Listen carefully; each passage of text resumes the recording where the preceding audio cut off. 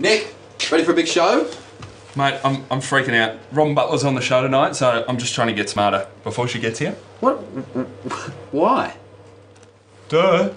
She's a librarian. She might ask me a question out of nowhere or something. That's what the librarian in primary school used to do to me, and I always ended up looking stupid. No, you wouldn't look stupid. What are you looking at anyway, mate? Microsoft Encarta. Encarta? What is this, 1995? It's Encarta 98. Tommy, 40,000 articles on only 2 CDs. Yeah, but Wikipedia has like 3 million articles. Why don't you just look at that? 3 million articles. Way too many CDs. Tommy, time to go. Coming to you live from the heart of Melbourne, it's Studio A with Tommy Little. Starring John Cambo Campbell, Luke McGregor, Nick Cody, Carl Chandler, Xavier Michaelides, and Tegan Higginbotham.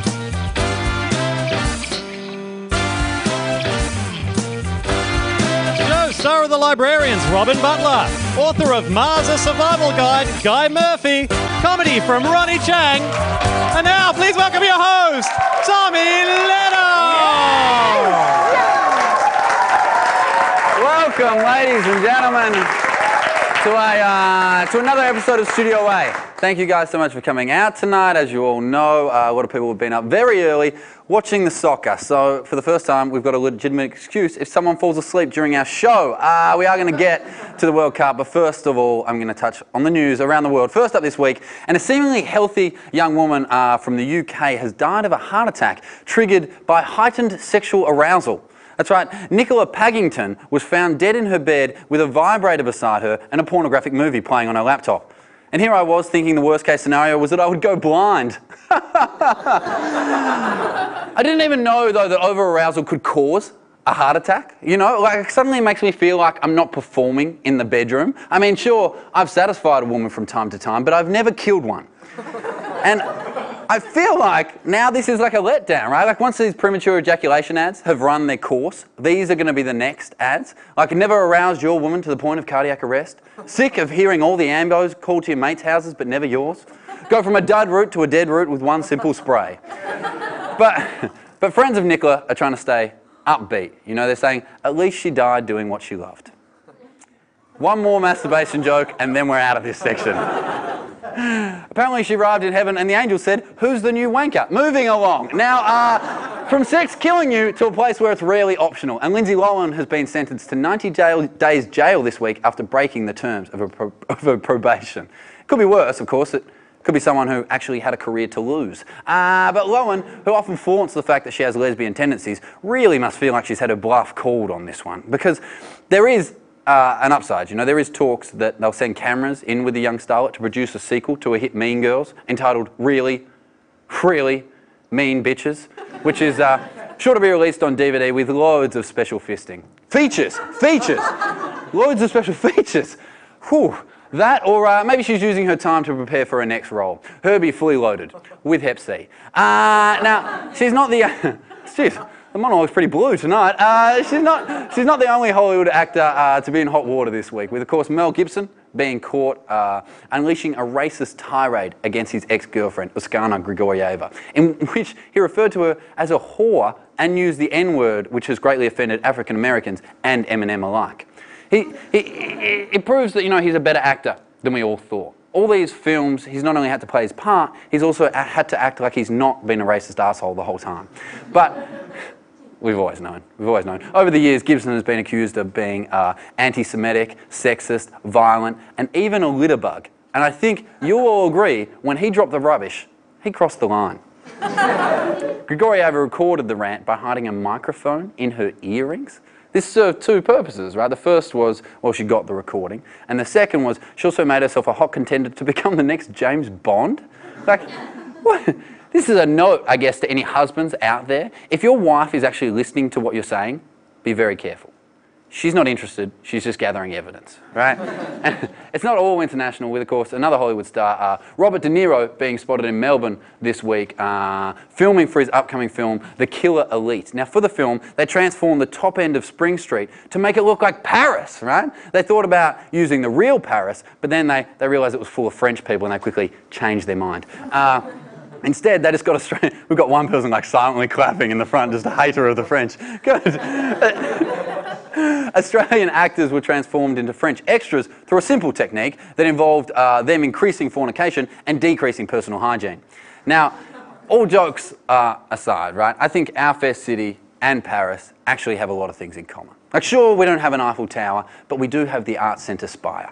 And sure, we don't have the Louvre, but we do have some graffiti-stained, piss-stained laneways, and hey, we don't have the Moulin Rouge, but we do have the Hunchback's Theatre restaurant, which, if you have your vaccinations, can be really good. And of course, the big news of the week is that Spain has won the World Cup. Are we happy about this? Yeah.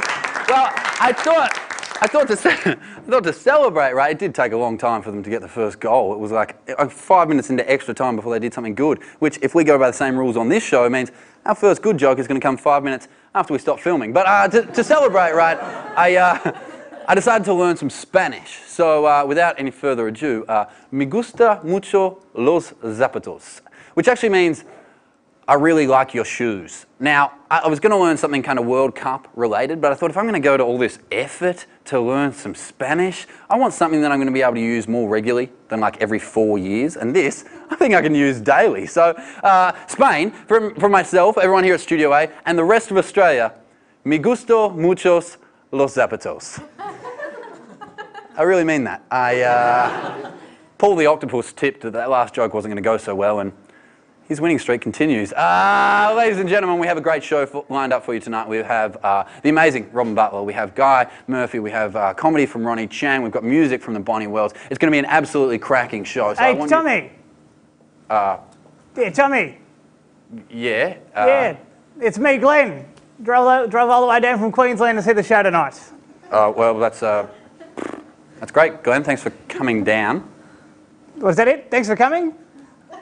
Drove 6 hours and thanks for coming. That's all he says. What do you mean, mate? What do you want us to do? I don't know. Maybe do an interview with me or put me in one of your segments. Tommy, I don't know. Just something. Mate, we don't really have time. I had time to drive all the way down from Queensland. No, Tommy, no time for Little Man Little. That's what they should call you. Who's with me? No?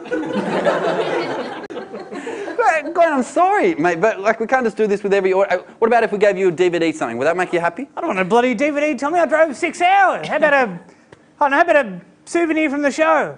Okay, fine. Like what? I don't know. How about you give me your pants? My pants? Yeah. You want me to give you my pants? Well, don't use that tone, Tommy. Make me sound like a weirdo asking for your pants. Just give me your pants without the inflection, thanks. I'm not giving you my pants. Oh, that'd be right. Bloke drives all the way down from Fitzroy, won't even give me his pants. Probably got a million pairs at home. Wait a minute, I thought you said you came from Brisbane. Just give me your pants. I'm not giving you my pants. Ladies and gentlemen, welcome to Studio A.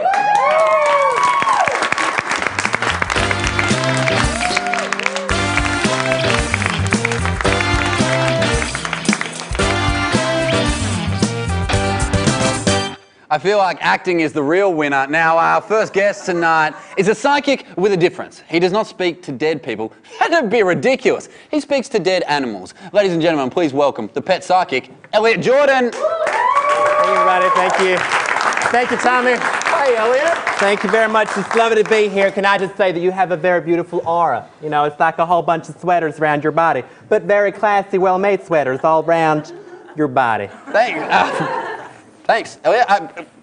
I guess we should get stuck into it. Why do you speak to pets, not people? Well, I'm just like every other psychic. You know, this is a true choice. I can see dead people, but I just can't talk to them, okay? They just won't listen. What do you mean? They won't listen. Why is that? Well, they choose not to listen. You see, that's the thing people don't realize, is that a lot of dead people are assholes. It's quite a thick accent you've got. It is. It's the thickest you can get. But I didn't know they were assholes. Tell me more. Oh, yeah, they're complete dicks. There's a guy There's a guy next to me right now. He's right here, and he won't even listen to me. Hey, buddy, what's your problem? Hey, oh, he's taking his pants off. Oh, his joke's out. He's wiggling my face. No, oh, stop it. We'll move on. I think we've had enough masturbation jokes already in the show. Now, when did you start talking to people's, say, dead pets? Well, basically, I would see a lot of dead pets around, you know, just ever walking around. People don't realize there's thousands of dead animals all around. There's a marmoset on your head right now. What's a marmoset? A marmoset's like a little monkey rat thing, and it's on your head. Okay. There are a lot of people have marmosets on their heads. How many? Like thousands. Okay, good. Thousands of people have them on their heads, so. Now, look, I'm not going to say that you're very authentic so far. Thank you so much. I think we should almost prove your psychic abilities, right? Because there'll be people out there that are doubting this. That's fair enough. I can accept that. So what about if we get some of our cast members up there and you can do kind of a reading? I'll be happy to do that. All right, first up we've got Tegan. Hi. Okay. Hello, Tegan. Now, Tegan, you had a cat. His name was Mr. Mittens. Oh my God, I did. Yes, Mr. Mittens. Yeah. Now, he's trying to tell me something about drugs, someone having drugs, someone you know doing drugs. I can't believe this. I just bought a gram of heroin. I was going to take it right after the show. Well, he's saying don't do the drugs, okay? You shouldn't do them because those drugs will kill you. Sure, if Mr. Mittens says that, then I won't do the drugs. That is amazing. It's really amazing. Look, does anybody want to buy a gram of heroin? Maybe now's not the best time, Teagues. Moving right along. Next up, we've got Nick. Now, hello, Nick. Now, Nick, you had a dog, a boxer, is that right? Yeah, his name was Champ. Yeah, and he was missing a leg. Oh my God, yeah, he lost his leg in a tragic tango accident. Where is he? Well, he's just right by your leg, to your left. Just bend down, he's to your left right there. Just down there, yeah. Oh, g'day, Champ.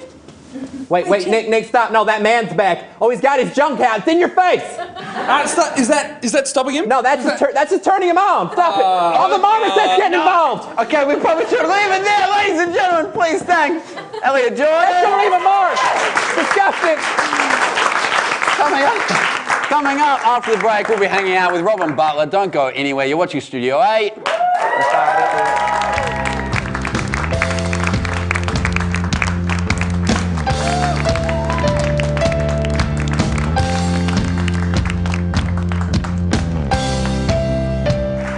Welcome back to the show. Now, ladies and gentlemen, our first real guest tonight has appeared in Aussie classics such as Crackerjack, Boy Town, and the McAuliffe program, but is best known for her ABC hit, The Librarians. Please welcome the fantastic Miss Robin Butler.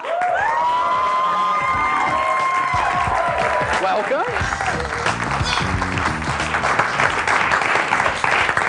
Thank you. You're very kind. Thank you. Firstly, how are you? Are you well? I'm very well. This is lovely, isn't it? Well, yeah. It's all right. It's all right.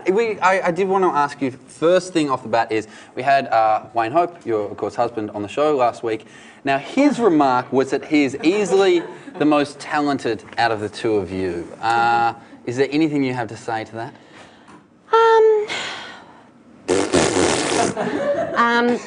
Well, when we watched it back, because Wayne makes me watch everything back, like I had to watch it at home, obviously, while he was on it, and then we had to record it, and then we went through it when he came home. Did you really? Monday, Tuesday, Wednesday, Thursday nights. We can count those as ratings for us, because collectively, that's the best ratings we've ever got. Look, if it makes him happy, thinking he's the most talented, then he can be the most talented. Okay. He's probably watching. No, I was joking. Now, it was a joke. Now, we are going to talk about The Librarians, but I did want to talk about kind of some work. You have such a massive body of work. And I thought you were going to say massive body. Wow. Oh, yeah. And that's it, full stop. Okay. No, I did want to talk about a few of your other projects. Yes. Triple M, you had a couple of years doing Tough Love with Mick Malloy. Yes. Now, everyone I speak to that has had a job in radio, each time I bring it up, they kind of go, like there's a bitter aftertaste in their mouth. Did you leave on good terms? No. Right. No. Well, it's commercial radio. No, right. Look, it was great.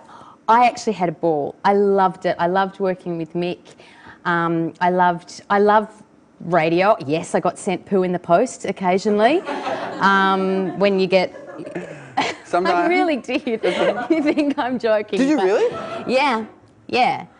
I mean, I didn't technically open it because somebody else opens your mail because, you know, you might be likely to get poo. Because you might say something that some crazy person in Queensland doesn't like. Do you reckon they've... And thank you, Peter Beattie. Do you reckon they've done it straight into the envelope? Or do you reckon they've done it somewhere and they've picked it up and put it into the envelope? We had a big discussion because everybody went, like, human. And everybody was convinced it was human. So I don't know. I don't know whether they... I mean, how do you do that? And do you do it? Yeah. And it's got to be a big envelope. Sure, they probably do it somewhere. And it's almost like, well, the joke's on you, mate, because sure, you've sent this to me, but you've held it. Do you know what I mean? Yeah. You licked Who's the bigger loser here? You licked the stamp. Oh, you got close. I mean, I know they're adhesive, but for the sake of the joke, you licked the stamp. Definitely, Yeah. definitely. Now, some of your other work, you also worked on Eric, the Eric Bana sketch show, which up until today, I'd kind of forgotten about. Along with the Channel 7 executives, when it was on air. Well, it did. It just disappeared out of the ether. Yes, it how did. was that to work on? It was brilliant. That was the start of my whole life, really, here in Melbourne. It was my first sort of telly job because I was from Sydney, and I'd moved to Melbourne, and I met Bob Franklin, Ros Hammond, Stephen Curry, Eric. Matt Cameron was the head writer, and it was the most fun. We wrote and performed all this stuff. It was just fantastic. It was the birth of a lot of what we do now, and we did. Then Matt Cameron, Bob Franklin, Stephen Curry, Ros Hammond and I, we all went on and made this show called Small Tales and True for the Comedy Channel, which was a mockumentary series. I mean, this is, 10 years ago, and that's where I met Wayne. Yeah, right. And not that I want to talk about him anymore, but enough, but. Well, you guys, you wrote The Librarians together. Yes, If he was pissing you off, would you just kind of go away and change a scene so, when he got to filming, they're like, Wayne, you do know you're masturbating in the shower in this scene? And he's like, what? And that comes from the fight. Do you just write him into awful scenes? No. No. I heard you ask him last week, does he sort of write himself more Because his into character seemed to grow. Hello, I thought it was about me and Ros. I thought the show was about me and Ros. No, apparently it's all about Francis and Terry as the show transpires. So much in the third season that he's needed someone else to step behind the lens for 2 episodes. Yeah. Tony Martin comes in to direct 2 episodes this time, which was fantastic. Hey, the group Mad as a cut snake, but fantastic. The group of people that you were talking about before, you've had a lot of people that you've worked with continuously over the years. Like you said, Ros Hammond, Sean McCarliffe, obviously Wayne. Is this a friendship that exists? Festers? Yeah. Yes. Or is it, do you just work together because it works and nothing else? We don't know anybody else. We try to get out and meet people. Like I've had poker nights and stuff, but nothing seems to take off. I just seem to offend. I bring up the poo in the post story, and people just make for the door. And no, it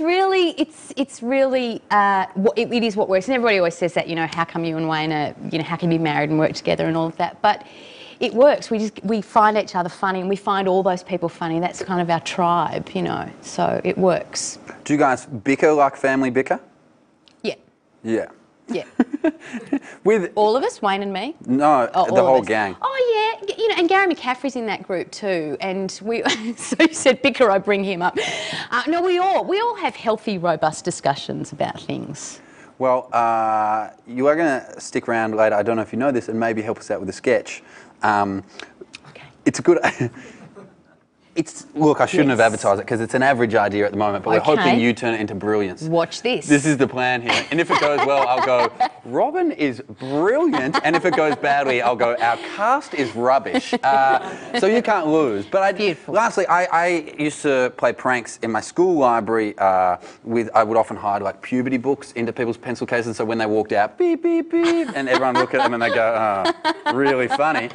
Are we expecting these kind of prank shenanigans in series 3? There are a few pranks. Not really. We've got 17 stunts in the show.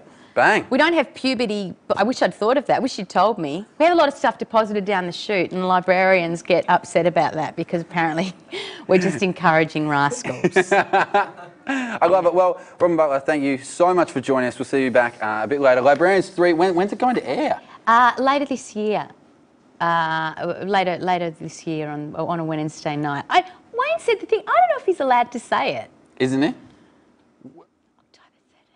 October 13. He said it, but I wouldn't say it. Ladies and gentlemen, please thank Robin Butler. Thank you. Sorry. I wonder what colour the White House is inside. It's probably white. Hey Luke, is that your real hair? Yeah, it's my real hair. Oh, it's a shame, just because if that was a wig, that'd give you the option of taking that off.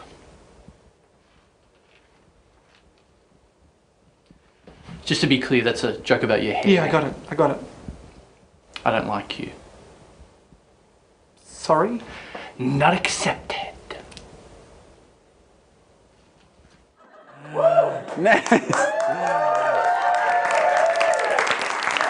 Now, guys, we have a lot coming up. Next up on the show, we have a... Responds to me.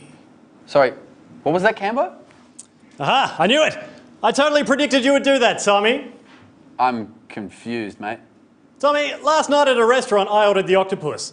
When I woke up this morning, I discovered I had the amazing ability to make 50-50 predictions. Oh, okay, cool. Like for soccer results? Not just soccer results, Tommy. Anything. If there are 2 options, I will be able to pick one of them within a 50% accuracy range. That is retarded. Well, I'll prove it, Tommy. What? Hey, do you want me to throw a giant bucket of milk on you? No, Cambo. 50-50 though, Tommy. Got the first one right. Yeah, you did? Well, are you able to predict, say what's going to happen now? Okay. Luke's either going to walk out in a dress and get a pie to the face, or we're going to cut to commercial. Well, I mean, we're going to cut to commercial, but you know that because it says it on the teleprompter. I'm starting to doubt your abilities here, Cambo. Oh, hey buddy, have you seen my iPhone? No. Oh, that is real mature, Carl. Aha! 100% Tommy, my powers are growing. That is one hot man in a dress. Ladies and gentlemen, we'll be back with all things Mars, the Survival Guide, right after this. Don't go away, you're watching Studio 8.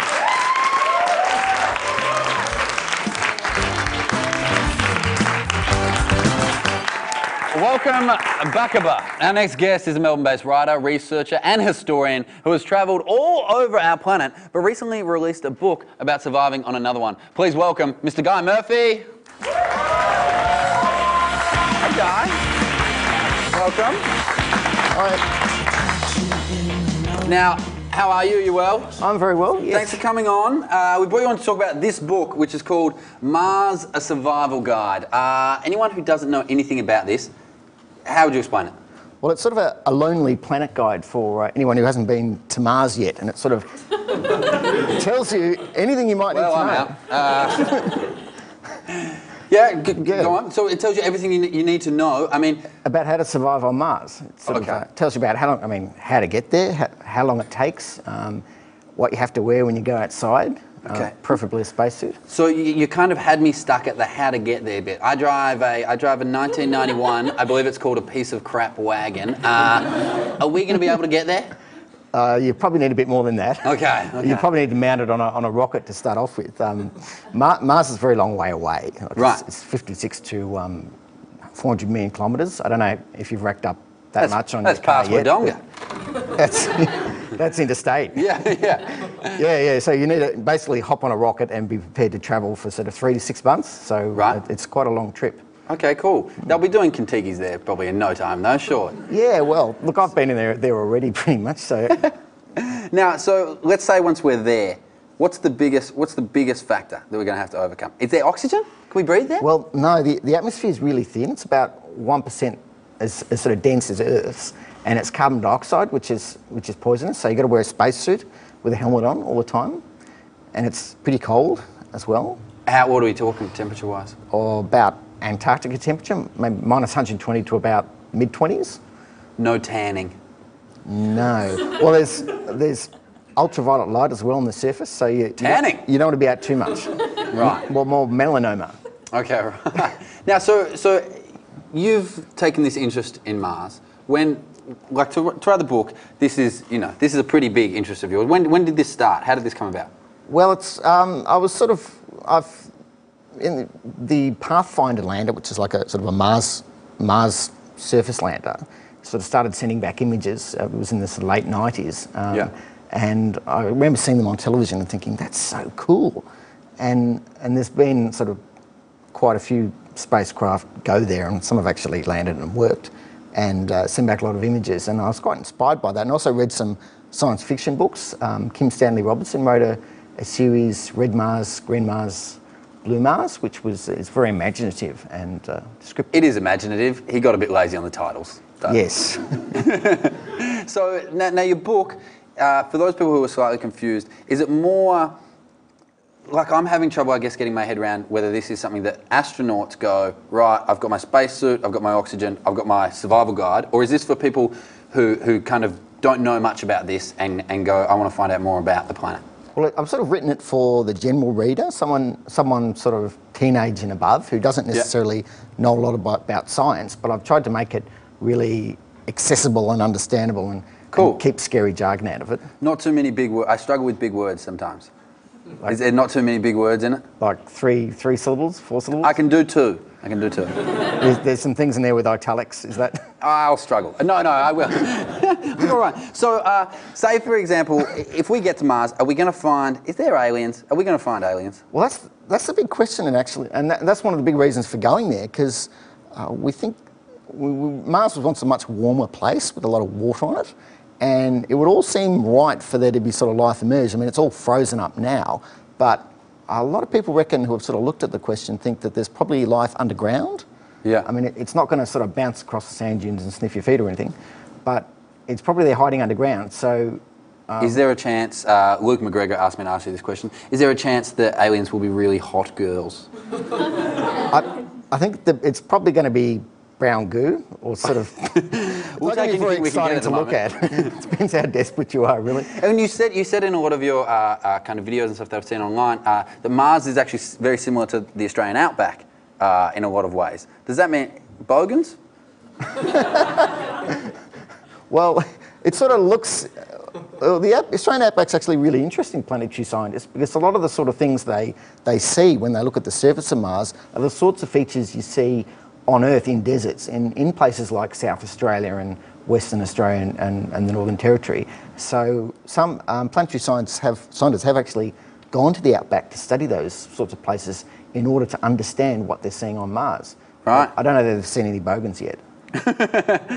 On Mars. All right, I was going to say they might be the closest thing to intergalactic life we have. Now, we do have to wrap this up, but I have a game that I would love to play with you. We play with guests that we have on the show. It's called Final 5 for the mystery prize. It's just some very quick true or false questions. Are you ready to play? Yes. Right, ladies and gentlemen, this is Final 5 for the mystery prize. Just so you know what we have at stake here, the mystery prize tonight is the Bert and Patty Family album. So this is serious. Let's get stuck in. True or false, Guy Murphy? If you fart whilst your space shuttle is launching, you might explode. True. True. Telephone calls from Mars will be possible only if you have a new iPhone. Yes, but expect to be put on hold quite often. The god of Mars originally made some kick-ass chocolate bars. Yes. True. If you meet a Martian named Martin, their name is possibly just a typo. Yes, it's Marvin. Mars was originally going to be called My Anus, but your anus got jealous and sued for copyright infringement. True or false? I can't speak for You can't speak for my anus, that's true. Ladies and gentlemen, please thank Guy Murphy. Thanks, Guy. Thank you.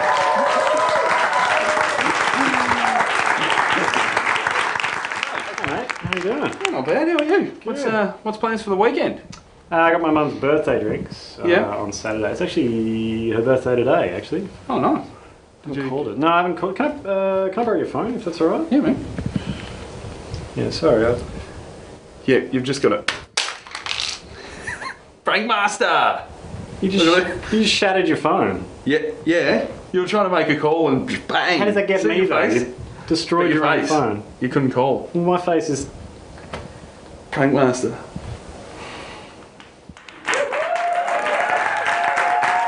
All right, now we've come to the serious part of the show where we investigate current issues relating to climate change. To discuss this with us, we have our two regular cast members, Luke and Tegan, ladies and gentlemen.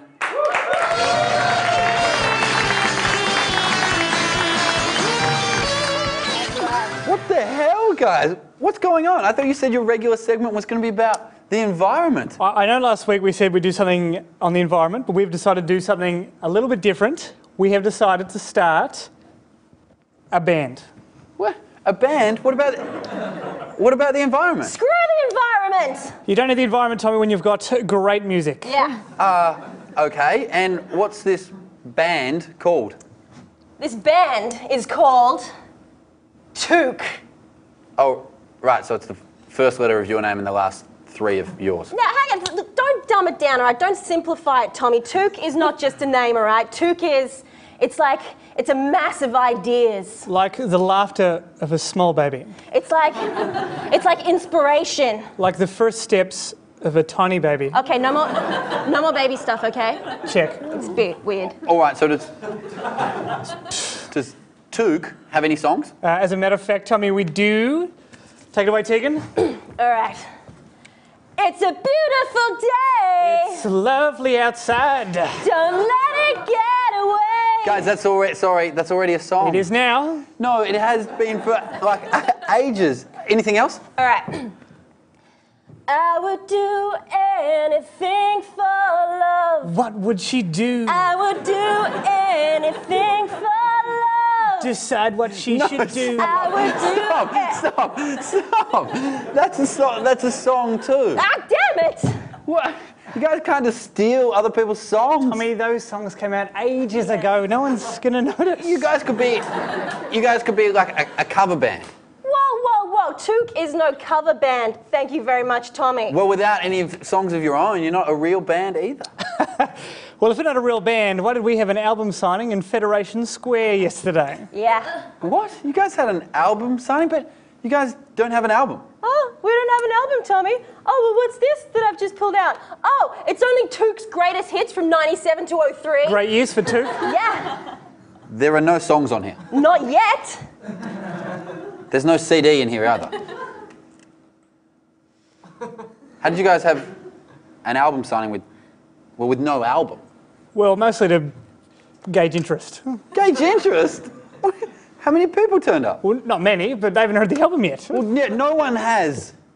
I mean, what made you guys want to start a band anyway? Sex with Tegan. The music. The music. Did you just say? Mine was the music as well. Did you just say Sex with Tegan? So I heard you say Sex with Tegan. I what? don't. You must be. I don't think so, unless you wanted to have sex.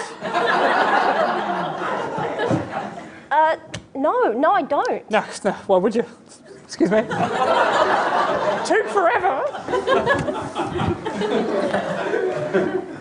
Should have stuck with the environment stuff, shouldn't I? Probably should have. I'm gonna go now. Luke and Tegan, everyone! After the break, we're going to be back with Robin Butler helping us out with a sketch. Don't go away. You're watching Studio 8.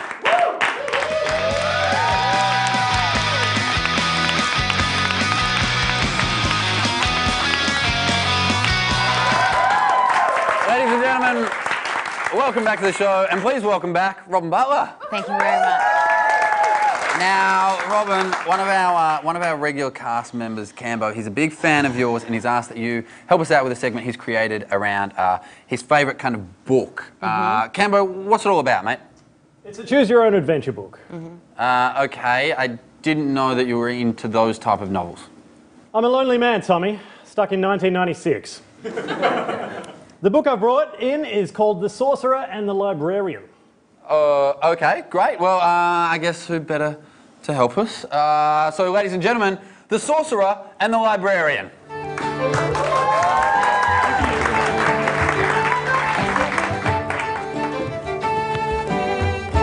Your quest, Robin, should you choose to accept it, is to venture far into lands unknown and defeat the evil wizard, Volder Gandalf.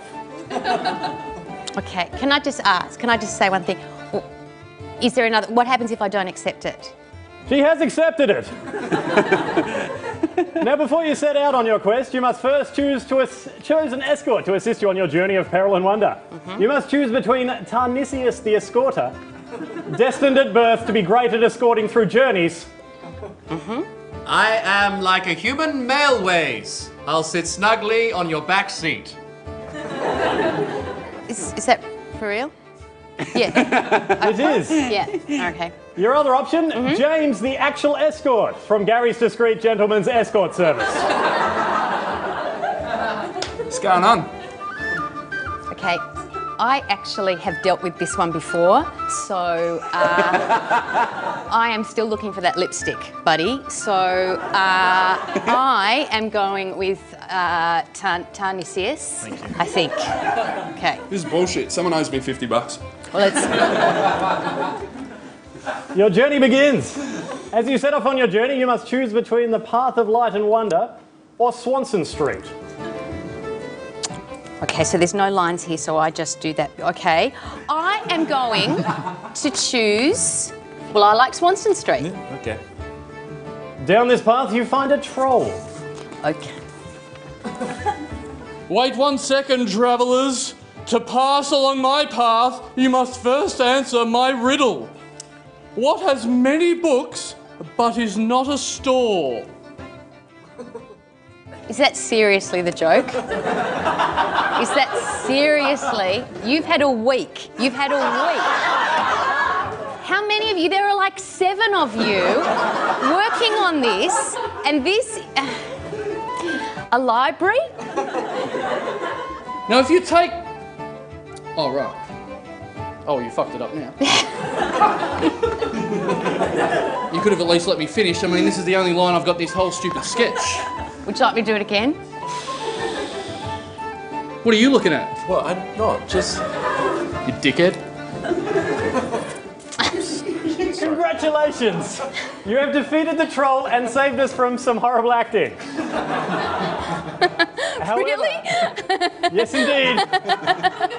It seems, however, the troll has cast a spell on Tarnisius, changing his personality significantly into that of Jerry Seinfeld. Oh no, I mean, what's the deal with spells? I mean, can you misspell a spell? Okay, that's not even what's on my script. I mean, do you spell check a spell? What? You can either keep going or stop and find the rare flower that is the antidote to this spell whilst listening to Tarnisius. I mean, how do you spell spell? It's very good. Thank you. Yeah. I would like to help you, but we don't have a lot of time. I mean, what's the deal with time? Everyone's talking about time. Do you have time? Who's got the time? There's no time. No, that's really very good. Thanks. Isn't it? That's very good. Thank you. I felt like everything picked up a bit for a minute there. That was good.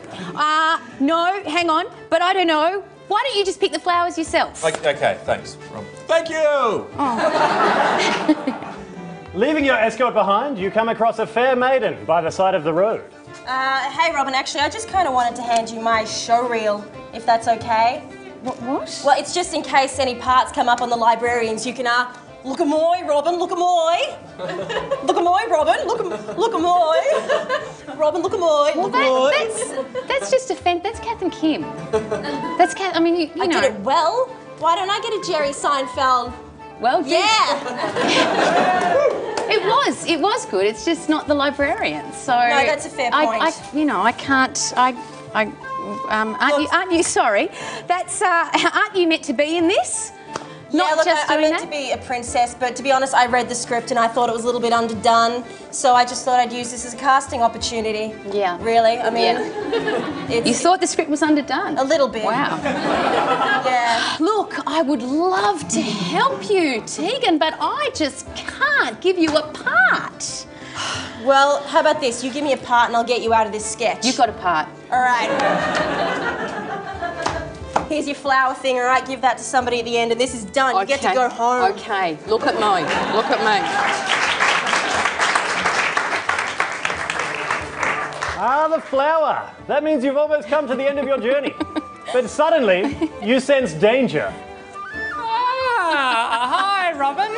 Looks like you've reached the end of this epic quest. Woohoo! But before you can pass, Yes. you must defeat the evil wizard. Okay. Balder Gandalf. Yes. With a kiss. Right on the mouth. Is that the guy with the no shirt? Who? Oh, you're the evil wizard. Yes. Okay. Luke, wizard. Luke Vandervold. Yes, you totally got to make out with me. Just Yeah. use the tug a little. Okay. Then you pass. That is so never going to happen. It's kind of. That's really the only way to defeat me. It's kind of how the spell works. Maybe if you had the orange dress on, but not now. No, I could probably wrestle you to the ground. Well, if this was a tournament, you'd win this round, Robin. See what I did there? Your name in a game thing. Goodbye. 7 of you, really?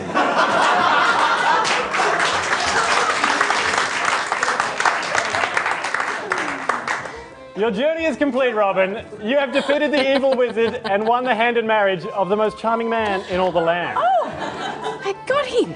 Want to go around the back of the bottle shops? Ladies and gentlemen, a big hand for Robin Butler. Thank you. Our next guest performed in an award-winning show at this year's Melbourne Comedy Festival and was a national finalist in this year's Triple J Raw Comedy Competition. Please welcome the hilarious Mr. Ronny Chieng.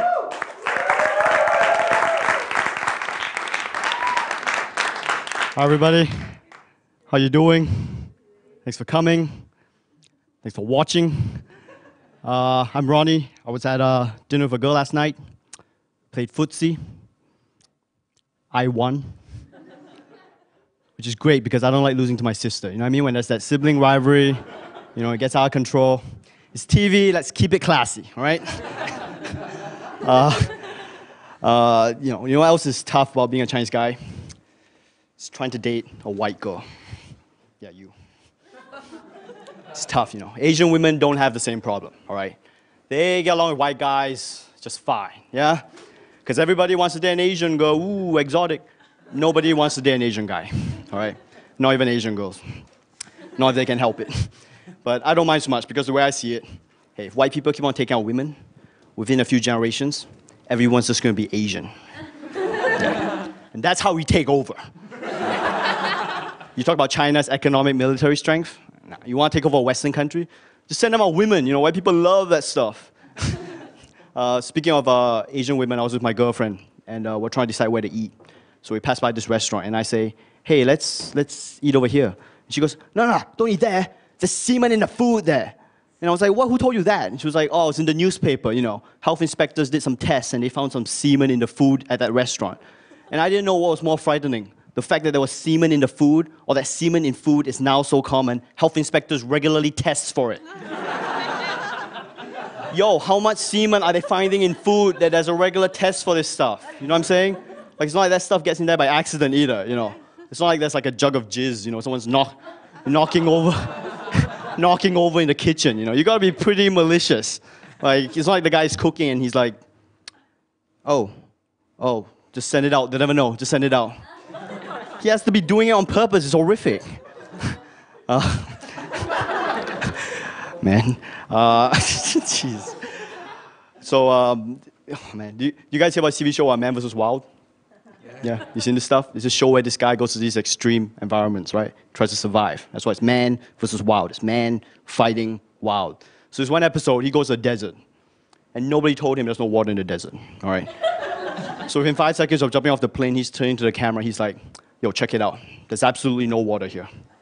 I have no choice but to drink my own urine. So he whips out his thing, right? He starts drinking. You know, he's drinking, and he's just going straight in. You know, he's just going straight in, he's drinking. And when he's done, he goes, that's how you survive. Man 1, wild 0. Yeah. And I'm watching this at home, I'm thinking, dude, I'm pretty sure Wild just kicked your ass in that one, right? Like, I'm not keeping score here, but anytime any man has to drink his own urine, I think that's a loss for man. Anyway, thanks for listening. You guys have been great. Thanks a lot. Thanks, Ronnie. Great stuff, man. Ladies and gentlemen, Mr. Ronnie Chang. Now, don't go away. Right back on the other side of this break, we're going to have music from the Bonnie Wells. Don't go anywhere. You're watching Studio A.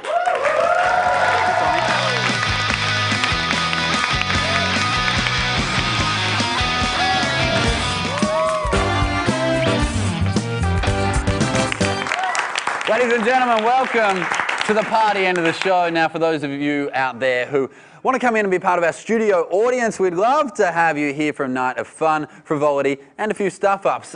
You can either shoot us an email at studioa@rmitv.org, or you can stalk us until we put you on the show. Either way, we'd love to have you here, as well as that. Follow us on Twitter, follow me personally on Facebook. Don't do that. Now, guys, to finish the show, please welcome back to the desk Xavier Michaelides. Thank you. All right. Now, Dave. Yo. Do you know why you're here? I think I've got an idea. You've been talking about a photo. Is it to do? No. Okay. What I wanted to just tell me. So you had an idea for the show tonight. Xavier writes for the show, of course, and he's one of the cast members. Now, you had an idea for the show One tonight. of them, the Magnificent Seven, I think we can be called now. Which didn't get up. Why didn't your sketch get up tonight that you wanted to put on? Oh, my sketch, the film guy one. No, the other one. Oh, the one where I was going to smoke. What were you going to smoke? I was going to smoke some ice. David, you've had a few more suggestions like this. We had a sketch on a couple of weeks ago called Future Guy, right? Yeah, Future Guy. The major problem with that sketch was the wardrobe. What happened? Can we have a look at the photo of you as Future Guy? Look at that. That is the most, for those of you who can't see, that's you with a bucket on your head. What happened? No, it's a metal bowl. Okay, so basically I wrote the sketch. You forgot your costume. I want you to say you forgot your costume. I forgot my costume, all right? I had an idea and I just came made up with it, okay? I'm sorry. That's all right. Stop making such a big deal. Are you going to be back smoking ice next week? Yeah, definitely. Very good. Thanks to everyone we've had on the show tonight. The fantastic Robin Butler, Guy Murphy, Ronnie Chang, and of course our whole Studio A cast. Ladies and gentlemen, give it up. Now to take us out tonight, we have a band who describe themselves as the band that that eat other bands like pieces of shit for breakfast. I've got that completely wrong. Guys, please put your hands together for the Bonnie Wells.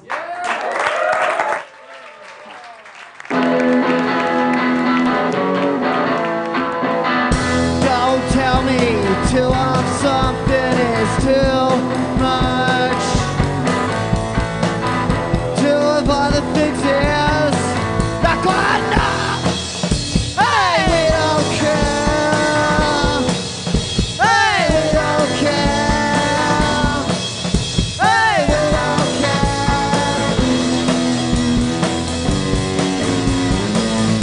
Don't tell me till I'm something is too much. Till of other things is not good enough. Hey, we don't care. Hey, we don't care. Hey, we don't care. Hey.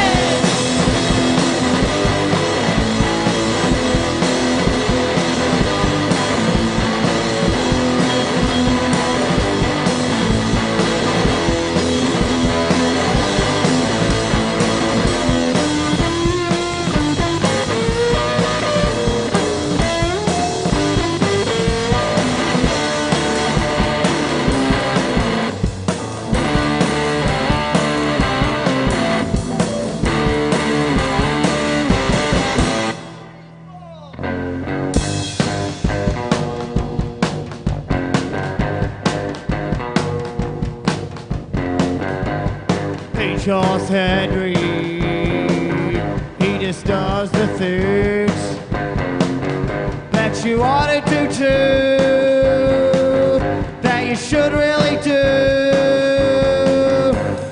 Hey, Charles Henry, he just smacks me up. He's better than anyone, so you should do it too. The occasional shot by someone who doesn't even have a clue.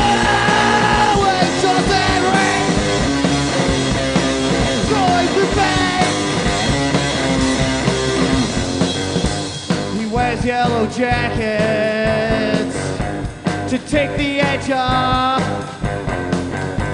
You ought to do too,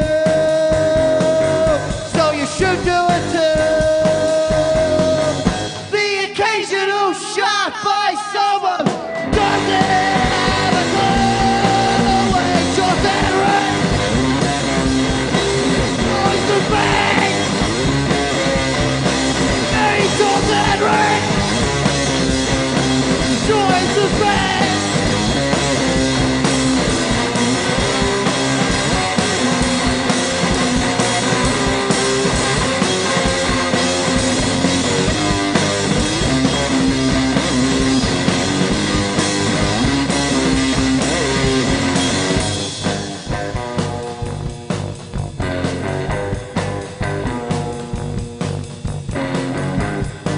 Charles Henry, he's just done the things that you ought to do.